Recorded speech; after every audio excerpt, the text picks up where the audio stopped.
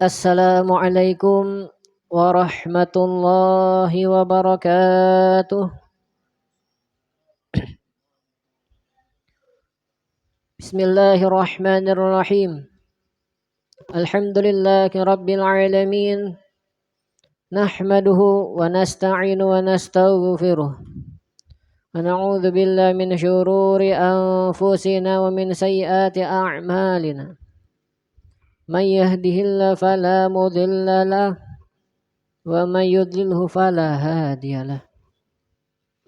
أشهد أن لا إله إلا الله وحده لا شريك له وأشهد أن سيدنا محمدا عبده ورسوله ولا نبي بعده اللهم صل وسلم وبارك على سيدنا محمد مفتاح باب الرحمة الله عدد ما في علم الله صلاة وسلاما دائمين بدوام الملك الله وعلى آله وصحبه ومن والاه قالوا سبحانك لا علم لنا إلا ما علمتنا إنك أنت العليم الحكيم ولا حول ولا قوة إلا بالله العلي العظيم ربي اشرح لي صدري ويسر لي أمري واحلل عقدة من لساني يفقه قولي وسدد لساني واهدي قلبي بحق سيدنا محمد صلى الله عليه وصحبه وسلم أما بعد. Alhamdulillah, segala puji bagi Allah Subhanahu wa Ta'ala, yang mana Allah telah memberikan kita semua taufik, hidayah, inayah, pertolongannya kepada kita agar dapat berkumpul di majlis rutinan kita ini. Semoga dengan perkumpulan kita pada malam hari ini itu selalu diberkahi, dirahmati dan ridha Allah Subhanahu wa Ta'ala. Amin amin ya rabbal. Dan tak lupa pula salawat serta salam selalu kita haturkan kepada keharibaan kita, suri tauladan kita, panutan kita, ikutan kita ialah baginda Nabi besar Muhammad sallallahu alaihi wasallam serta keluarga beliau, sahabat beliau, pengikut beliau ila yaumil qiyamah. Amma ba'du. Para jemaah sekalian rahimakumullah, kita masuk ke dalam kitab kita langsung. Kitab apa? Safinatun Najah, terjemah Safinatun Najah, panduan fikih dasar mazhab Imam Asy-Syafi'i. Langsung kita singkat saja waktu kita karena penjelasannya lumayan rame, lumayan panjang sedikit. Langsung saja kita ringkas waktulah. Halaman berapa lagi teh? Halaman 26. Syarat sahnya sholat. Langsung kita masuk ke dalam kitab kita, yang mana minggu lalu sudah kita jelaskan sedikit tentang uzur sholat. Itu ada dua di dalam kitab kita ini. Yang lelah pertama, uzur sholat itu tidur, panjang itu penjelasannya sudah. Yang kedua lupa. Ditambah di dalam kitab Taqriyatus Sadidah karangan Habib Hasan Al-Akab, di sana tambah lagi dua. Apa itu? Menjama' sembahyang lawan dipaksa, ya kalau lah. Nah jadinya 4 uzur sholat. Pada malam hari ini insyaallah kita akan melanjutkan pelajaran kita, penjelasan tentang syarat-syarat sahnya sholat. Karena setiap apa yang kita laksanakan di dalam agama itu ada syarat sahnya, ada rukunnya. Nah, kayak sambayang ada rukun sambayang, ada syarat sah sambayang. Wudu kayak itu juga ada rukun wudu, ada syarat sah wudu. Dan kayak itu juga kita akan membahas masalah sholat. Sebelum masuk ke pembahasan rukun sholat, terlebih dahulu kita akan menjelaskan tentang syarat-syarat sahnya sholat. Qala musannifu rahimahullah wa nafa'ana bi'ulumihi fid dharaini amin. Kita ulang sedikit penjelasan minggu lalu lah. Syarat sah sholat, faslun ay hadza faslun. Syurutu salati thamaniyatun. Taharatul hadatsain wa taharatu 'anil najasah fi thawb wal badan wal makan. Nah, bermula ini suatu pasal menjelaskan tentang syarat-syarat sah salat itu ada 8. Yang mana minggu lalu sudah kita jelaskan. Yang pertama, suci daripada dua hadas, baik itu hadas kecil adapun hadas besar. Sudah dijelaskan minggu lalu. Pada malam hari ini kita akan lanjutkan penjelasan tentang wat-taharatu 'ainin najasah fi thawb wal badan wal makan. Syarat sah salat yang kedua ialah suci dari kotoran yang melekat pada pakaian, pada badan dan pada tempat salat. Nah, apa sih yang dimaksud suci daripada pakaian itu? Nah, di dalam syarahnya, di dalam kitab Taqratus Sadidah karya Habib Hasan Al-Kab, wa tahara 'anil najah fi thawb huwa al-malbusu wal mahmulu wa in lam yataharrak bi harakatihi wa kadzalika muttasilu bih. Ialah pakaian yang dipakai, yang dibawa sekalipun tidak bergerak dengan gerakannya itu pakaian. Nah, pakaian tersebut apabila misalkan nih contoh nih gamis. Gamis yang ulun pakai ini mesti suci daripada najis ketika kita sholat. Ketika ulun sembahyang nih, pakaian yang ulun pakai ini harus suci daripada najis. Nah, karena demikian mesti kita perhatikan. Misalkan kita sebelum sembahyang itu apa kantong-kantong baju tuh apakah ada najis kah? Kada. Yang biasanya najis tuh di kantong baju ada bangkai semut. Nah, tuh bahaya benar. Bangkai semut atau bangkai nyamuk misalkan ada di kantong tuh termasuk membawa bangkai itu najis. Andai kata kita sambah yang tak bawa bangkai, bangkai nyamuk atau bangkai semut tadi tuh tak bawa sambayang kita kada sah. Karena syarat sah salat apa? Mesti suci daripada najis pada pakaian. Maka karena itu andai kata kita sembahyang nih mesti perhatikan pakaian yang kita pakai. Apakah di pakaian tersebut ada najis? Contohnya kayak bangkai tadi apakah kada? Andai kata kada ada najis silahkan dipakai untuk sholat. Itu yang dimaksud pada pakaian. Yang kedua pada badan. Nah pada badan ini apa? Az-zahiru badanil musalli wa yashmulu dakhilal anfi wal fami wal ain. Nah, zahir badan ini luar badan kita bang kayak tangan nih yang nampak nih. Batis tuh harus kada ada najisnya. Yang termasuk juga ini mencakup di bagian luar hidung, dalam hidung nih. Nah, jangan sampai misalkan mimisan tuh darah lah.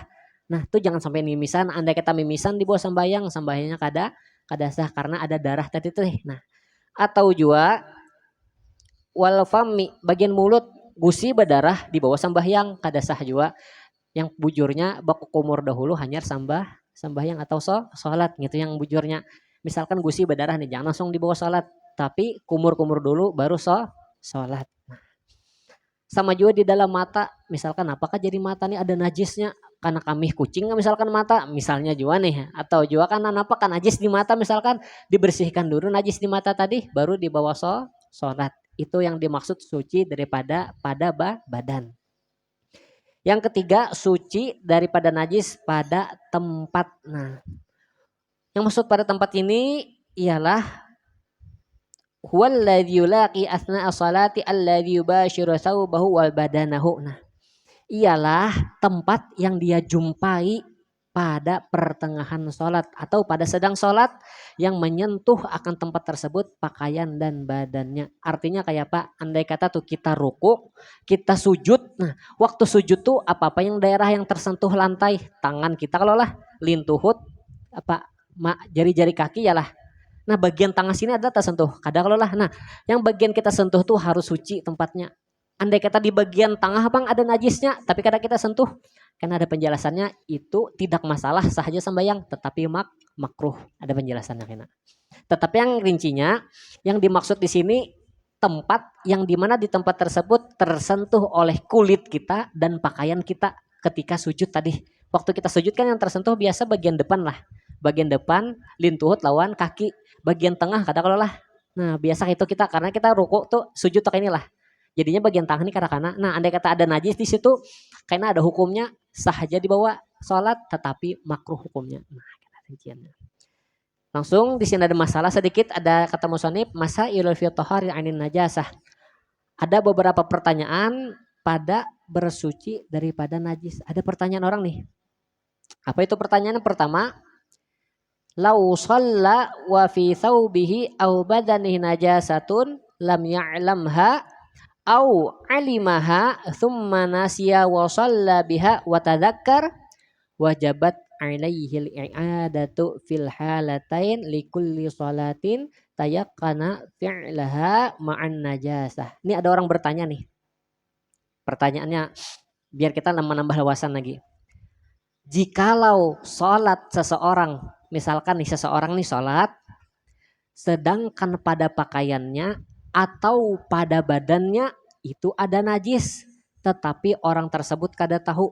Nah misalkan nih, ulun sambahyang, tetapi ulun nih kada sadar bahwasanya pada pakaian ulun nih ada najis, atau pada anggota badan ulun ada najis, tetapi ulun kada tahu pas sambahyang. Nah kayak itu keadaannya ulun kada tahu nih, atau kita nih kada tahu, kita nih bahwasanya di pakaian kita atau badan kita ada najis, tapi kita bawa sambahyang, kita kada tahu di pakaian atau baju kita karena najis. Amma najisnya itu misalkan karena tahi cacak kah atau apa, kan kita kada tahu kalau lah. Nah misalkan keadaan kita kada tahu, pakaian kita tadi kita bawa sambahyang atau badan kita yang kena najis kita bawa sambahyang, itu yang pertama. Atau alimaha thumma nasiya wa shalla biha wa tadzakkar, atau inyani tahuja pakaian atau badannya ada najis. Yang pertama tadi kisah kada tahu sambahyang tapi inya kada tahu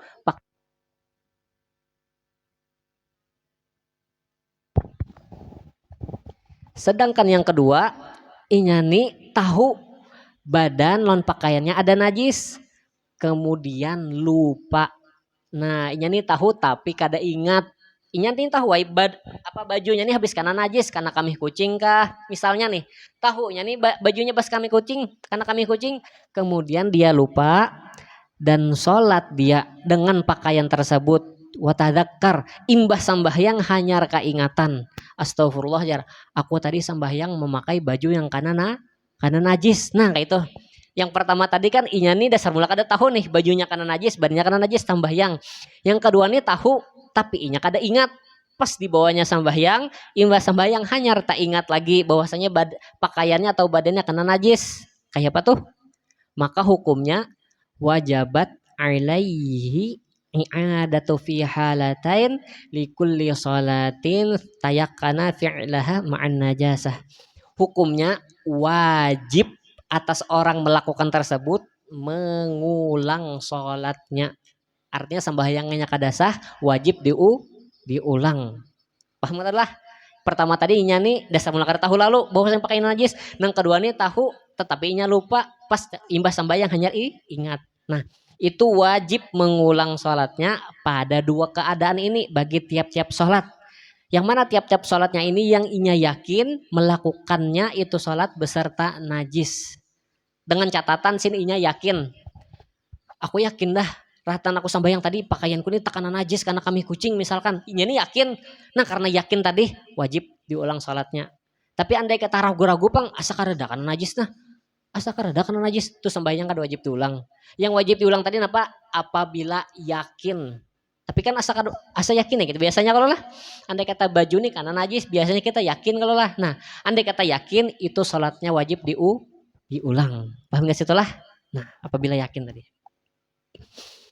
Yang kedua, la tasihhu salatu man qabada biyadihi tarfa hablin muttasilin bin najasin wa in lam yataharrak biharakatihi. Yang kedua, tidak sah salat orang yang menggenggam dengan tangannya akan ujung tali yang mana tali tersebut berhubungan dengan najis sekalipun tidak bergerak najis itu dengan gerakannya sendiri. Maksudnya di sini contohnya kayak ini. Misalkan di sini kan contohnya di dalam kitab tali kalau lah supaya kita paham kayak ini aja. Ini anggapan tali nih surban. Anggapan tali. Andai kata kita ketika sholat memakai surban. Sholat kita nih waktu sembahyang Allahu Akbar di rakaat kedua timbul tahi cacak gugur karena sorban, tak tahi cacak gugur karena sorban kita di sini di bawah nih. Nah, andai kata kita tuh kada segera melepaskan sorban tadi ke lantai, sembahyang kita kada sah. Karena kita dihitung membawa najis. Ya kalau lah kan tahi cacak gugur ka sorban. Di dalam kitab tadi napa? Tidak sah sembahyang orang yang menggenggam dengan tangannya akan ujung tali yang berhubungan dengan najis. Ini ibaratkan tali. Sorban ini kan kayak itu lah. Nah kita mengikut karena ke bahu misalkan ibaratkan kayak tali yang mana berhubungan dengan najis. Supaya sah kayak pas sembahyangnya andai kata tuh kita sholat timbul keguguran najis di bagian surban. Supaya sah sholat kita, surban kita cepat dilepas. Nah lepas lanjutkan sholatnya. Surban tadi karena sudah dilepas otomatis sudah terpisah dengan bagian tubuh. Paham itulah? Andai kata sudah terlepas dari bagian tubuh najis tersebut, maka sholatnya bisa dilanjutkan. Jangan sampai kita ini sudah tahu keguguran teh cacak di sini, tetap kita gana akan aja sampai akhir sholat terus sembahyangnya kada sah karena dihitung membawa najis. Paham itulah? Tenang kedua.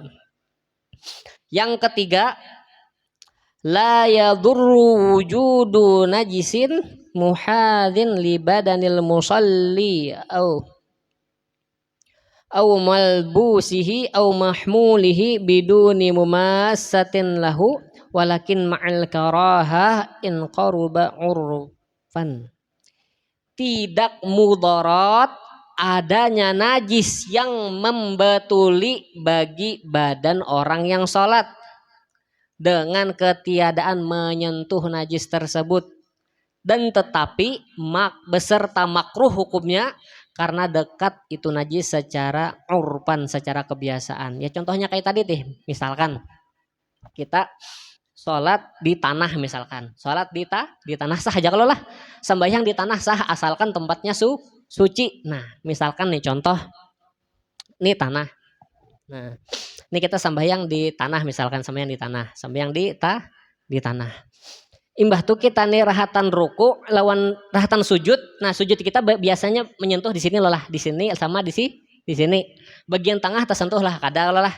Andai kata di bagian tengah ada najisnya, kita sujud. Tetapi ketika kita sujud bagian badan lawan bagian badan lawan bagian baju kada menyentuh najis tadi, sah sembahyang kita. Tetapi apa hukumnya? Beserta makruh karena dekatnya itu najis dengan badan. Nah itu alasannya. Tetapi apakah sah sembahyangnya? Misalkan kayak orang bahari kan orang dulu tuh sholat tuh mau di tanah. Nah kayak ulun dahulu waktu dari Hadramaut ke Mekah pakai bis. Itu waktu di perbatasan Saudi Arabia lawan Yaman itu ditahan orang 9 jam di sana. Tuh ulun dan Profesor Dr. Alwi bin Syihab sembahyang subuh di pasir. Nah kayak itu misalkan sembahyang subuh di pasir atau di tanah boleh-boleh aja asalkan tempat tersebut suci. Andai kata ada najis kayak tadi di tengah najisnya kita sujud nah kayak ini.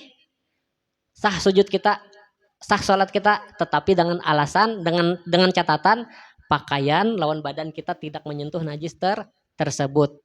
Paham gak sih itulah? Tapi hukumnya apa tadi? Makruh karena dekatnya itu najis. Dan yang keempat nih, astagfirullah, terjungkang ulun. Yang keempat, yahrumu tadammuhu bin najasah li ghairi hajatin fil badan wa thawb. Yang keempat, haram.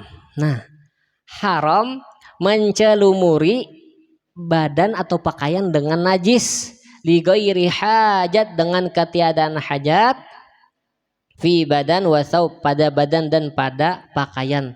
Misalkan awak kita nih dicilmuri dengan najis tuh hukumnya haram. Tapi apakah ada jauh ini nangka itulah? Adalah kira-kira lah. Adatkah atau apakah? Ulun mencari di Google ada ajar adat mencilmuri badan dengan najis. Kebiasaan adatnya terjadi di India. Kan di India tuh kan ada salah satu per tahun kan apa itu kan dewa bagiannya apa sapi lah. Jadi tahi sapi itu dianuakan ke awak. Nah nangka itu tuh di dalam agama kita agama Islam hukumnya haram karena mencelupkan badan dengan najis. Tapi apakah ada adatnya? Ada di India. Kebiasaan pada ada juga di Indonesia di bagian Papua. Bisa pihan cek di Google di sana ada bagian Papua, bagian India. Itu ada adatnya mencelupkan badan dengan kotoran najis. Itu menurut agama Islam itu hukumnya haram. Tetapi menurut Imam An-Nawawi di dalam kitab Majmu' tidak ada alternatif lain selain kotoran. Andai kata tuh kita nih berisi penyakit yang mana penyakit kita nih obat apapun kada kuat sembuh kecuali dengan kotoran misalkan, itu kada masalah memakai kotoran tadi dianukan ke awak misalnya nih. Kita nih gatalan misalkan gatalan penyakit hanyar nih, gatalan di tangan nih. Kada kau menyembuhkan gatalan tersebut kecuali dengan kotoran itu kada masalah kita memakai kotoran tadi dipakaikan ke awak. Karena tidak ada alternatif lain obat kecuali dengan kotoran. Menurut Imam Nawawi dalam kitab Majmu' itu diperbolehkan. Pengemis itulah. Tapi andai kata karena hajat, timbul-timbul awak kawan ditimbai tahi misalkan atau awak seorang dicelumuri lawan tahi, itu hukumnya haram. Itu penjelasan tentang taharatu anil hadas fi thawb wal anil najasa fi thawbi wal badan wal makan. Kita lanjut lagi syarat sah salat yang ketiga. Nah, yang pertama panjang, yang kedua panjang juga. Yang ketiga masalah aurat. Nah, aurat ini tak pendek sedikit pembahasannya. Syarat sah salat yang ketiga wasatru aurat ialah menutup aurat jangan sampai tabuka. Yang dimaksud aurat di sini apa? Mayajibu satruha wa yahrumun nazaru ilaiha, sesuatu yang wajib menutupnya itu sesuatu dan haram memandang kepada itu sesuatu. Itu sebujurnya aurat nih di dalam kitab kita Safinatun Najah nih penjelasannya ada setelahnya tuh halaman 27 aurat. Andai kata dibaca dahulu bisa juga, tetapi andai kata kita baca di dalam kitab Taqriyatus Sadidah tuh dijelaskan masalah aurat. Nah, kesimpulannya aurat laki-laki, nah aurat laki-laki itu ketika sholat baina surah warukbah antara pusat lawan lutut itu wajib tatutup. Apakah lutut lawan pusat termasuk aurat? Tidak termasuk. Tetapi kaidah usul fikih malayatim wajibun illa bih bahwa wajibun. Sesuatu yang wajib, sesuatu yang tidak sempurna kecuali dengan itu sesuatu, maka hukum sesuatu tersebut jadinya wajib juga. Termasuk makanya kan aurat itu baina surah warukbah antara pusar lawan lutut. Artinya lutut lawan pusar nih andai kata kada ditutup pacangan terbuka, hukum menutup pusat lawan lutut hukumnya wajib juga. Nah itu kesimpulannya aja dulu. Karena kita ringkasan masalah kita rinciakan masalah aurat. Tetapi tentang aurat ini ada sedikit pembahasan pertanyaan lagi kayak tadi. Pertama pertanyaan orang, ada orang bertanya, lau ra'a huwa au ghayruhu auratahu man a'la min a'la fayadur. Bi khilafi idza ru'iyat min asfala fala darar. Andai kata dalam sambalat nih, kita sholat sudah menutup aurat. Jikalau melihat akan orang tersebut atau orang lain melihat dia, melihat apa? Melihat auratnya dari arah atas, maka mudarat. Paham lah kita lah. Contohnya kayak ini. Andai kata kita sholat sudah menutup aurat misalkan. Tetapi kita kan biasa ada orang tuh pakai gamis longgar lah. Gamis ini longgar, saking longgarnya kelihatan sampai ke bawah. Nah, andai kata kita di masjid atau di langgar ini lantai 2. Langgar lantai 2 atau masjid lantai 2. Orang yang sholat di atas atau orang yang bermainan di atas misalkan, kita sambahyang di bawah. Rahatan kita sholat, waktu kita sholat, aurat kita itu kelihatan dari atas. Kayak itu sambahyangnya kada sah juga. Dihitung mudarat doror juga. Kada sah sambahyang. Karena aurat terlihat dari atas. Andai kata sebaliknya apa enggak ya Pak? Misalkan kita nih sambahyang berjamaah di lantai 2. Kenapa kan di lantai 2 nih lantainya berlubang misalnya. Misalnya nih berlubang. Kita di bawah nih kenapa kata jinguk ke atas? Pas tajinguk ke atas kelihatan aurat yang di atas. Inya ini kada basempak misalnya kayak itu nah. Ratan sampai yang kada basempak. Dari bawah melihat ke atas kelihatan auratnya. Kan kada basempak kan. Apa lantai di atas berlubang misalkan, lihat kita nih ke atas kan apa? Ketimbul talirik ke atas nih, set kelihat ke atas. Kelihatan aurat yang di atas. Apakah sah aurat orang salat yang di atas? Apakah sah kah kada kah? Sah kada? Kira-kira tuh. Salatnya sah. Karena apa? Karena terlihat auratnya dari bagian bawah. Paham nggak setelah yang kada sah tadi apa? Kelihatan aurat dari bagian atas. Yang di bawahnya sembahyang, bajunya gober misalkan dari atas melihat ke bawah, mah kelihatan auratnya jadi yang bergerak-gerak jana misalnya kayak itu kan. Kelihatan dari atas. Salat yang di bawah tadi sahkah kadakah? Kada sah? Apakah sahkah kadakah yang bagian di atas tadi?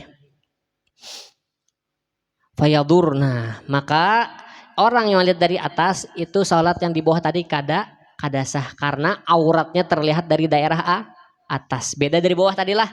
Beda dari bawah melihat ke atas itu kada masalah, yang di atas sembahyangnya sah. Tetapi andai kata yang di bawah kelihatan auratnya dari bagian atas, itu salat yang di bawah kada sah. Tuh.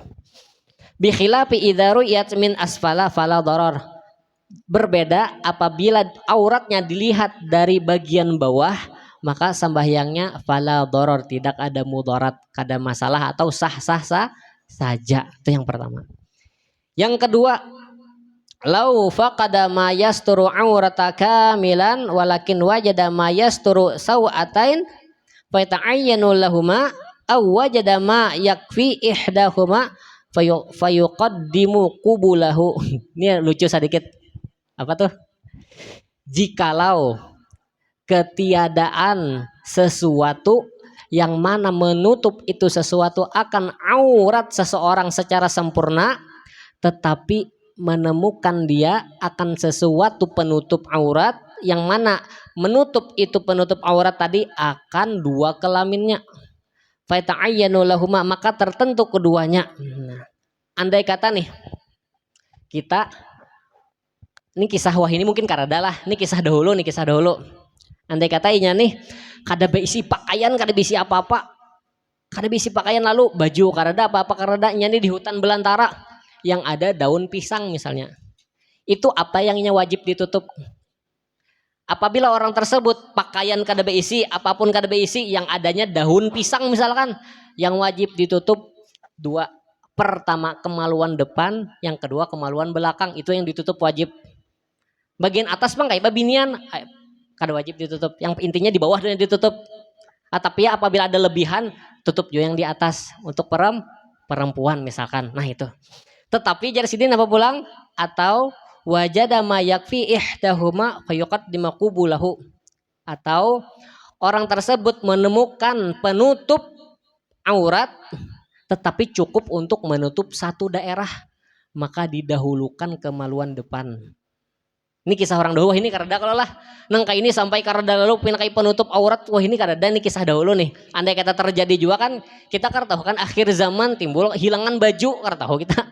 Andai kata terjadi juga nangka itu, hal pertama yang wajib ditutup, andai kita mencukupi aja kainnya kemaluan depan lawan kemaluan belakang. Andai kata tetap ada cukup kainnya, misalkan kainnya tuh biasa ini aja, nah misalkan sebundaran kah segenggam kita, yang wajib ditutup kemaluan depan. Kemaluan belakang kada wajib ditutup. Tuh aturannya susunannya. Kemaluan depan dulu, hanya kemaluan belakang yang wajib ditutup. Yang terakhir apa? Yang ketiga pulang. Lau in kasyafat auratuhu fis shalah fasataraha halan fala yadur. Jikalau terbuka aurat seseorang ketika sholat, maka wajib menutupnya secara langsung. Misalkan nih, maka fala yadur, maka tidak mudarat. Misalkan contoh kita nih sembahyang di sawah, misalkan batapihan sembahyang di sawah. Rahatan sembahyang angin sepoi-sepoi, saking sepoi-sepoinya angin nih manarabangakan tapi plak terabang tapi tabuka aurat tadi. Kayak apa tuh hukumnya? Hukumnya andai kata lambat menutup batal sembahyang.